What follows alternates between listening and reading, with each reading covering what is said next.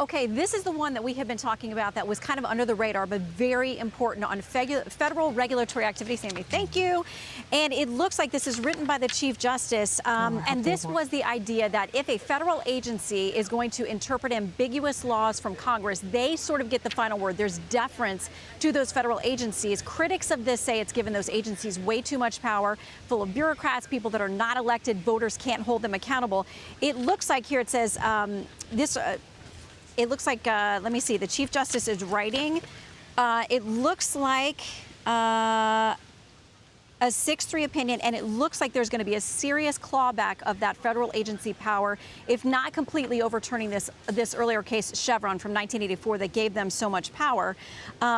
It says we have given the required courts, we've had them defer to permissible agency interpretations, even when a reviewing court reads the statute differently. In this case, as we consider whether that doctrine should be overruled, and it sounds like they are going that step. How far they've gone with overruling Chevron, they do say, the language from the chief is Chevron is overruled. So this idea now that federal agencies have the power to take regulations, promulgate regulations from an ambiguous congressional law, and that can't be checked by a court, that's gone. This is huge in the world of federal regulatory procedure. And again, to make it unwonky for you, whatever you do during the day, the gas you put in the car that you drive, the shampoo that you use, the cell phone that you use, everything is touched by federal regulations. And these agencies have had a great deal of power since that 1984 case called Chevron from here at the Supreme Court. And today the language makes it clear. The court is saying we are done with Chevron as we understood it. It's going to really claw back that federal power. Let me read you a little bit from the ending of this opinion here by the Chief Justice.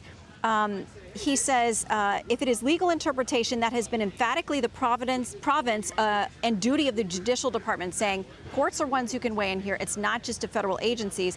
Chevron is overruled. Courts must exercise their independent judgment in deciding whether an agency has acted within its statutory authority.